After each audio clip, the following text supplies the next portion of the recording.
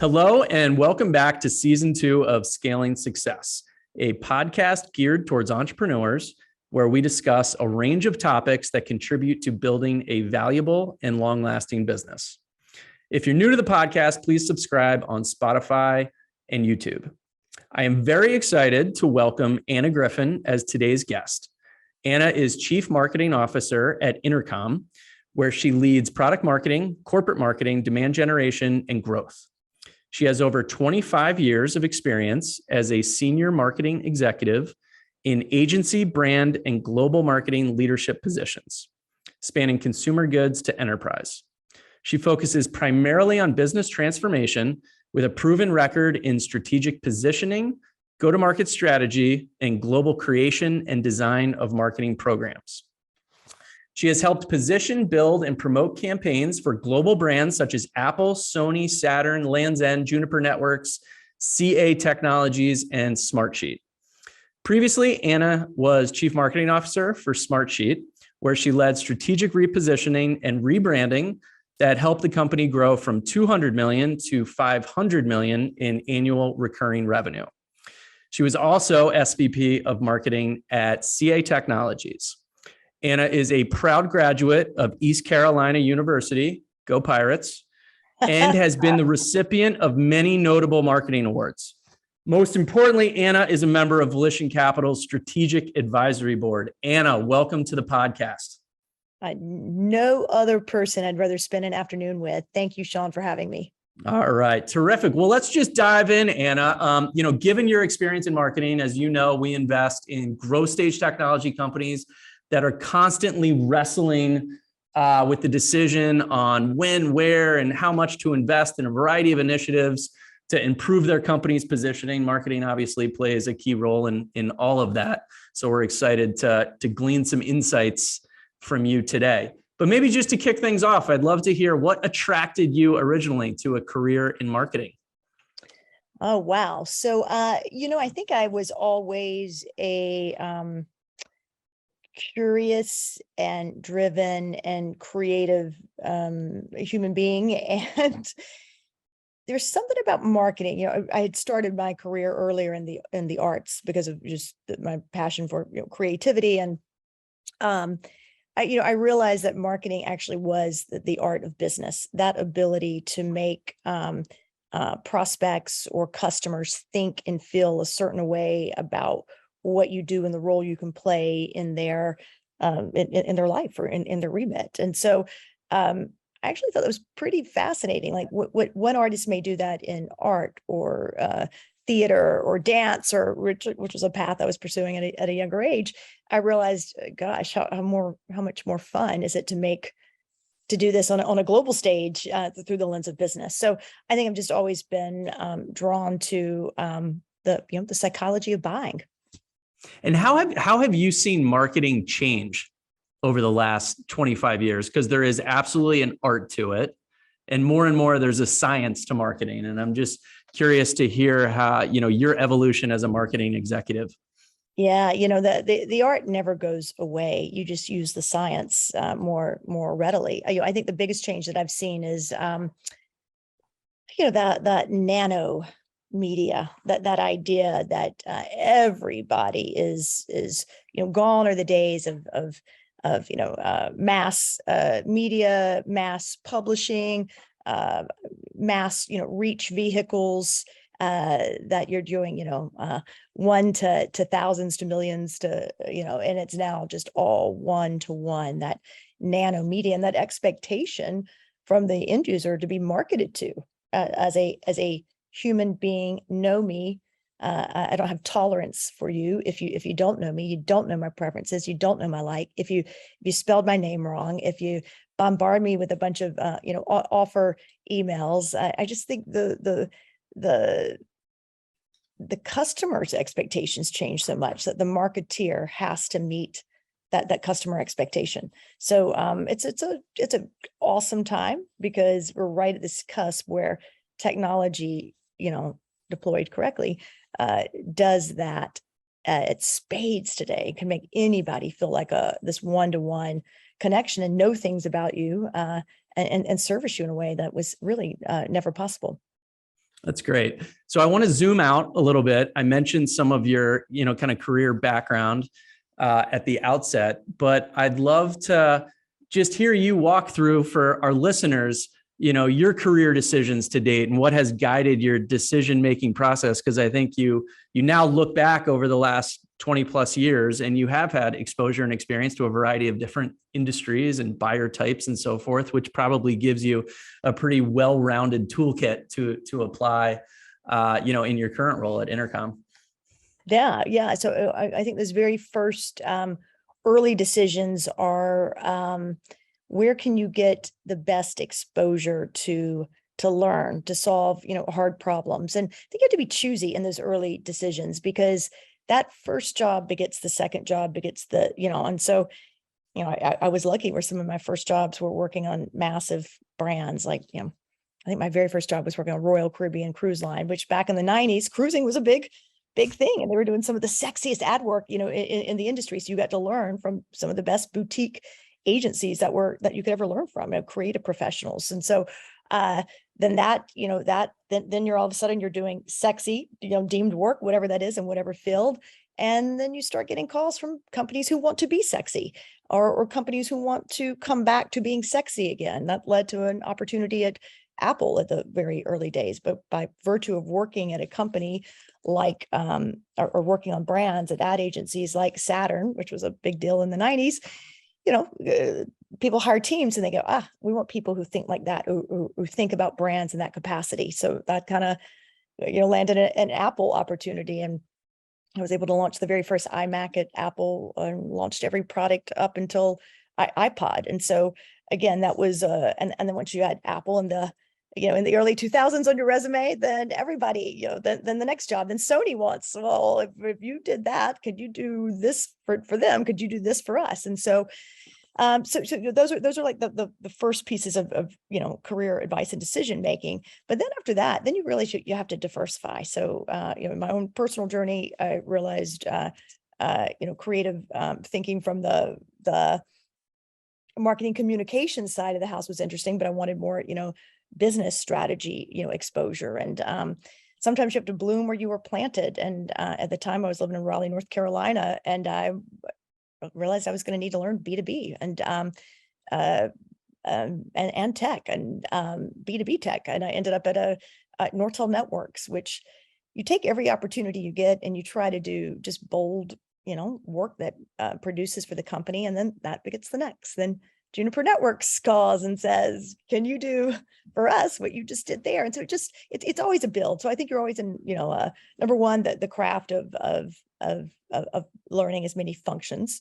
But then secondly, the exposure to brands and thinkers and people and leaders. And then, I think, I always try to toggle between to be as diverse as I can, from B2C to B2B to hardware to software to enterprise SaaS. I'm sure there's I chose a company right now that's deep AI driven, and which I think is the next place I want to get scrappy at. So yeah, you're just always trying to round out your experiences and learn from the best.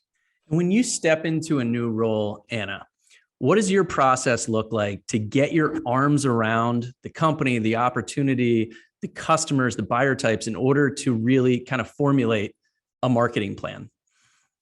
Yeah, I think one of the first things you always do before you even take the job is you're doing your own customer due diligence. You're on the website. You're taking setting up demo experiences or sales experience with the sales team. You're putting them to the metal to kind of really understand what is their true go-to-market story and their go-to-market maturity as well. So I always want to know kind of like where are we, in this journey. And so I think that's your first internal maturity. It's one thing to have a strategy that says we're going to here, but I think it's important to know where you are in the maturity, and you need to see it and know it for yourself, because you can be told a lot of things, but you need to experience exactly what the customer or prospect journey on the other end is going to be, and where there's friction or whatever there may be in the experience.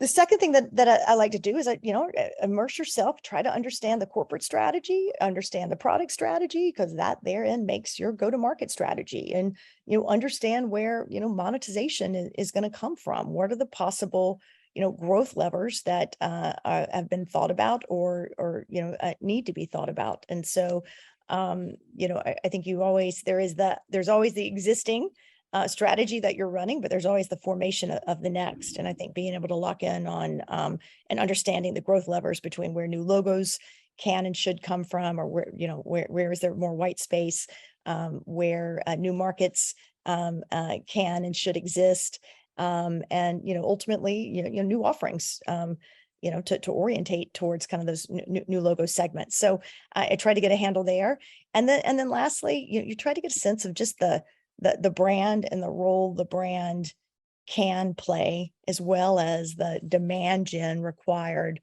for the engine for the projected growth. And there's always that balance between, brand and demand. And I think you have to have a foundation for your brand story, your vision, and what is this about, and why do you exist, and why does the world need you more than anyone else. But then you also have to have those just foundational engines built to make sure you're harnessing existing demand and creating new demand accordingly to the plans. It's a long-winded question, I think Sean. the companies we invest in, Anna, oftentimes there's product-driven entrepreneurs that see a problem, they develop a product, and often they have early success, which is what's leading them to explore an investment. Sometimes you have sales-driven entrepreneurs that are selling whatever the customer is buying, and then they figure out how to build the product.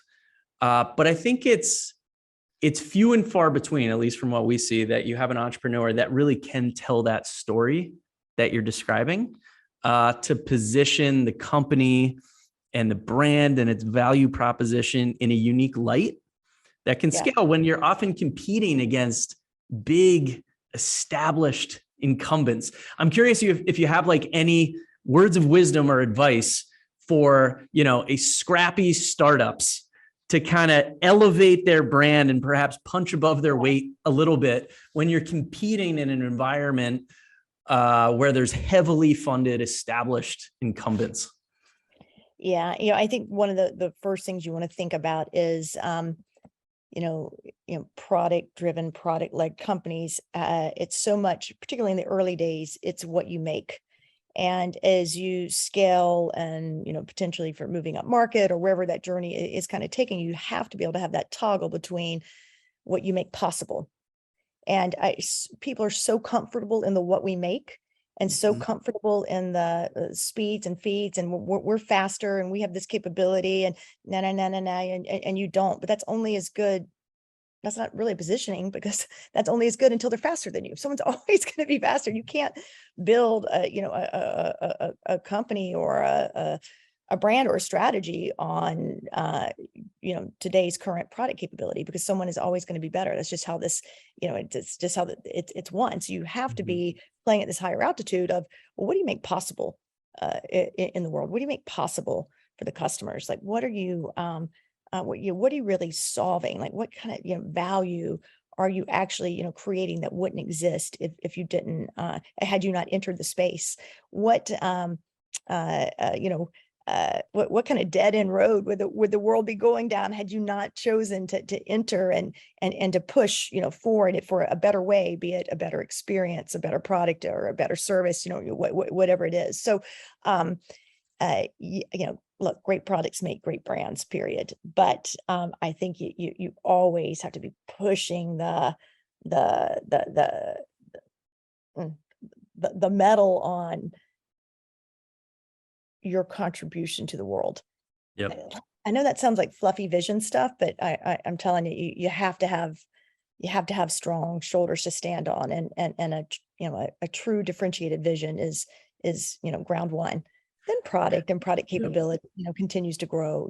Maybe I'll give you an opportunity, Anna, for a quick intercom plug. So maybe give an example of how you would tell the story of Intercom. I'm sure many of our listeners are very familiar, and I'm sure there's plenty of users of Intercom, but how would you take Intercom's capability and then tell the story of what is possible? Yeah. So, Intercom exists to make internet business personable. Now think about, the rise of internet business and all the digital channels, and what's lost, in the way is you're treated, digitally. You're not treated like a human being. We've lost that ability to, if you walk into a store and the sales associate's known you for 20 years and knows, Sean, you're going to do this and that. And, because you own those shoes, I know you're going to love this suit. And you're just, all of that, disappears. And sure, there is, you can slot somebody's name in and, say, hey, Sean, but that's not really like a person to person communication. So what makes business personable? Relationships. And what creates relationships? The ability to engage deeply with someone, to have two-way conversation, to understand, personal preference, to have in a world of Intercom, to have first-party data, the data that's most important to you. That's how you build relationship. And when do you build relationships, Sean? You have to build relationships all the way through the customer journey. Relationships aren't just when it's time for renewal. Customers see through that. Relationships aren't just at times of transaction when you want to close a sale. True relationships where you actually feel valued as a human being start at the very second you land on a website, into how you participate in a trial or your walk through the product or a demo, into those early days, into customer success, and then how ultimately how you're supported, proactively the company reaching out to you instead of just reaching out when it wants to transact. So you have to create ongoing engagement throughout an entire customer life cycle. And you have to do that with first-party data. You have to do that with a two-way communication, which means you have to be in the product, in the moment, on the app, in the site. You have to be there when they're there, and you can't do that. It's like, let's pretend we go to McDonald's. When do you want to get French fries? Right then, not in a Marketo email 2 days later saying, hey, thanks for coming to McDonald's. Would you like French fries with that? That's the old world of communications and engagement. And there's still a role for that type of communication. But the current future world is about creating two-way dialogue engagement and taking that and offer something really valuable back to your customers. So that's how I think about Intercom. Now, let's break that down to your question. So that's what Intercom does. Number one, it had a reason it needed to exist. Digital communications have hit a place of offer bombing and impersonal, moments. And to one bank, you could be 7 different Seans because you're one Sean to, the retirement planning, one Sean to consumer checking, one Sean to the mortgage group. Like you're 7 different Seans to most companies, and consumers aren't going to tolerate that anymore. So they want personable. Their preference change. They have zero tolerance. So you in this story, you've got the world was not living up to its fullest potential. You offer something to help it live up to its fullest potential. And then there's an enemy or a villain that you have to take out. And that is the old world thing. It's either friction or the old world style of communication in this case. And then you have to offer some really compelling benefit as such. So the compelling benefit in the name of Intercom is truly net revenue retention. That ability to that is going to be the number one driver of any company's success and future success. Your ability to have and retain and to do more with your existing customers. So making internet business personal is how you're going to get to net revenue retention, which is ultimately your business outcome. You following with me? Like those Absolutely. Yeah, no, I mean, it's a common thread in every board meeting I walk into. It's a lot more economically efficient to keep your customers, keep them happy, hopefully sell them more of whatever you're selling than going out to get a new one. So absolutely that resonates. And I think that example kind of gives an illustration to what you're describing. Maybe break it down to like a base level. So as you know, we invest in companies that have, just kind of passed that product market fit stage. Oftentimes it's entrepreneur driven. They've made it to this stage with a lot of grit. They've made up for a lack of outside funding with hustle, hard work, grit, and they've been scraping pennies together in order to satisfy the market, and they're often funding their growth through customer revenue, et cetera. And we'll invest in these companies, and you're thinking about a budget, right? And these are a lot of times entrepreneurs that have been capital constrained up to this point. I think they know intellectually that they need to invest in marketing, but it's still a little bit of a black box. So if you're talking to one of these entrepreneurs and they're just asking you the most basic question of like, what role does marketing play in an organization's ability to scale? And how do you measure its effectiveness? What would you say to that entrepreneur? Well, I'm going to go right back to him and go, well, what's your strategy? Like, what is your growth strategy? And look, a lot of companies will do the easy thing, like, okay, we'll do 15 to 16% of sales and marketing, revenue, divided into sales and marketing. That's fine but like it depends on, are you going for high growth? Like what customers do you have to acquire? Do you have an advantage to be at market first if you acquire, more faster? So, I'm going to bring it back to the customer. Where is the opportunity and what does it take for you to get them? You might have a product has high virality, and that marketing strategy and budget is going to be different than if you have a product that is first in a market, and that international expansion is going to require channel partners, and you have a low ACV, and for a channel partner to be interested, you better be giving them some leads. You better be giving them volume. So you're going to have to invest in volume. So it just really depends on that customer growth strategy, and where the new logo is coming from. What markets are they coming from, and do you have the greatest opportunity? Because you may have to go invest in markets in a different way than you invested in your home market, and then ultimately, your offering. Like, do you have an offering that maybe could be packaged or marketed or opinionated to go hit one of those new logo kind of targets easier? I think you're just toggling between those three. So I know that's not what I'm sure you wanted me to give you one tried and true. So if you want, no, that's perfect. I think it's 15 to 16%, but like a company I know a lot about, just from the virtue of working at Smartsheet. Look at how much Monday.com spent in marketing. Mm-hmm. That was about a new logo. They are a land expand, and they put more value on the land, and they were going to go grab those international markets first, and they were going to be the first in the category in these spaces, and they spent hundreds and hundreds of millions. So it's just every company's different. Yeah, no, that's absolutely true. We see that across our portfolio, no question. I think the size of the customer, the type of the customer, whether you're going after small, medium business versus enterprise, all of those things are important variables in determining the marketing plan.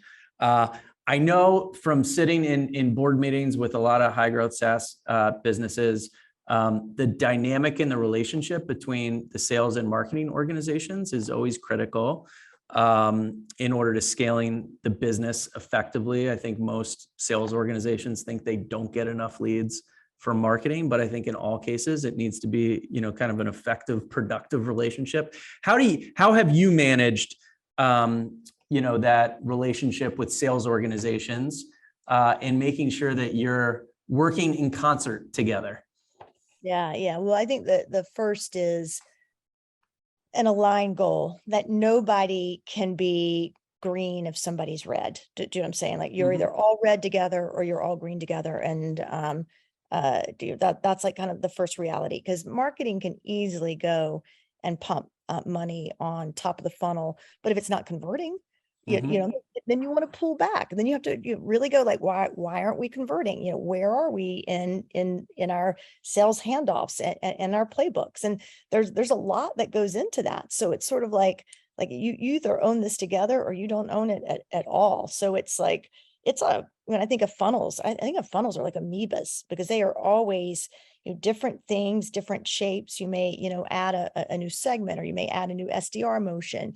You may add, I mean, so much can touch, conversion. You may decide that you're going to send more, potential prospects into a self-serve motion instead of a sales-led motion.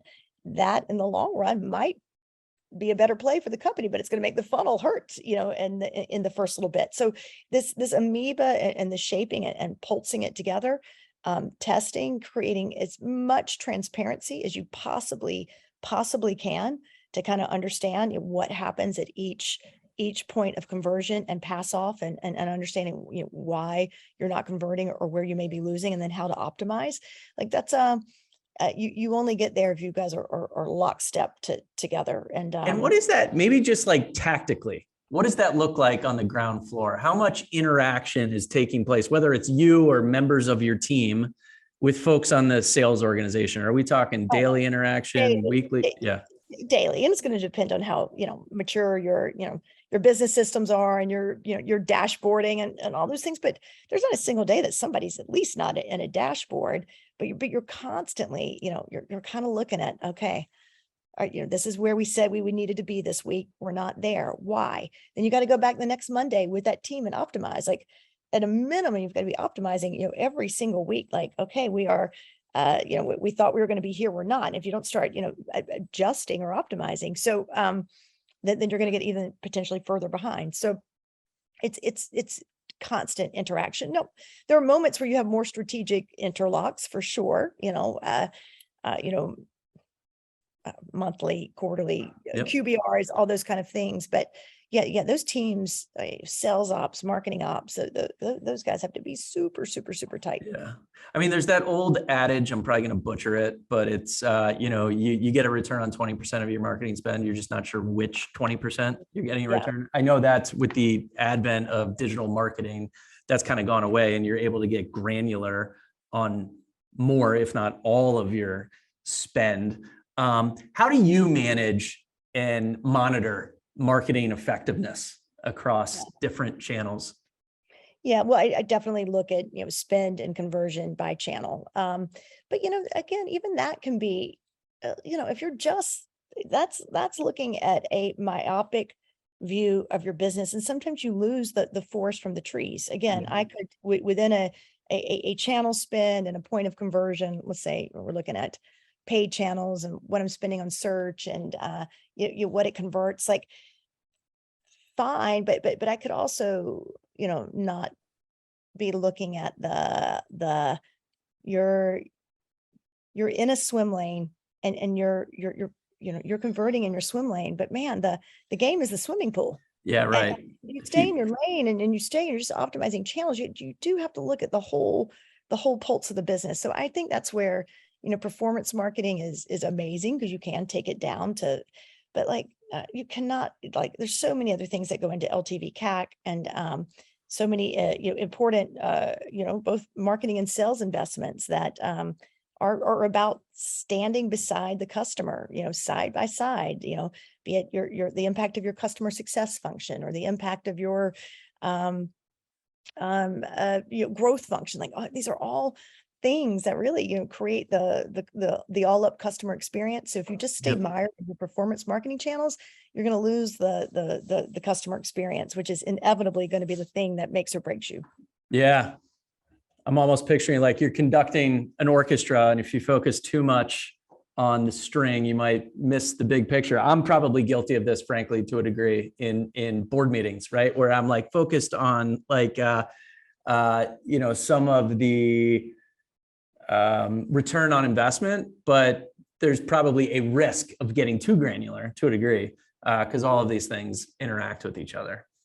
Yeah. And look, you got to think about the impact of, all of that to expansion. So if you're just looking at what it, costs to land the customer, there's so much, in that expansion play too, that needs to, and where do you optimize? Do you put more at land, or do you put more at expand? And where's the business and the customer getting more value? So all things to take into consideration.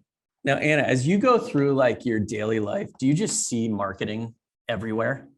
like you're walking down the street, like, you know, in your normal course, like, are there companies that you admire from a marketing standpoint?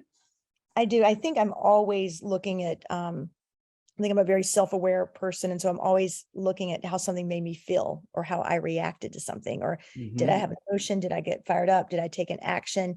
Did I purchase? Why did I purchase? Why did I purchase without doing any due diligence on the product? Like there's a, you know, so I'm always looking at marketing all around me, and drives my team absolutely nuts because I can take something right out of Instagram and send it to the team, and like why are we doing this? That was brilliant, and you know, it certainly can frustrate. I think you're like touching on something interesting though that I've even witnessed like in the last 10 to 15 years, where like in B2B SaaS or technology buyers, there is more of this move towards like connecting to the individual buyer and having like an emotional connection. You know, you kind of tracked your career from like consumer marketing through some of your agency work to more of a B2B standpoint. And I think with all these different channels, marketing channels and ways to reach consumers, there is a need to rise above the noise and make that emotional connection. Is that fair? Totally. And you know, maybe even more strategically said, you just always have to be doing something valuable for your customer, and B2B customers, what they consider valuable might be different than perhaps what a consumer purchase may be. But that kind of value, like you're now talking career value. Did you help somebody, you know, elevate their stature in the company? Did you help them become a better business partner because of the technology that you provided, you know, enabled business results? Did you keep them, out of trouble, out of risk, out of compliance issues? I mean, that emotional connection is can be a little different in B2B, but it usually comes back to like, were you valuable in their life? And usually that means in B2B, their career, you know, as investing in your technology, a career accelerator for them or not. You know? Yeah, it's interesting. It all comes full circle. Are you solving a problem and delivering value to the customer? And if you are, you have a pretty good story to tell.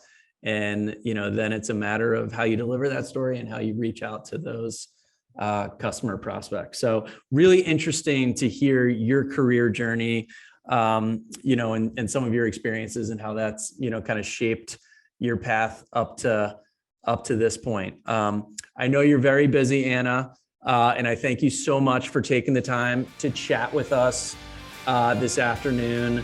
I know our listeners will get a lot of value from hearing some of your advice and experience. So thank you so much for taking out some time from your schedule to spend 30 minutes or so with us. Thank you, Sean. And reach out, or any of your listeners can reach out anytime. Always happy to brainstorm and talk shop with folks.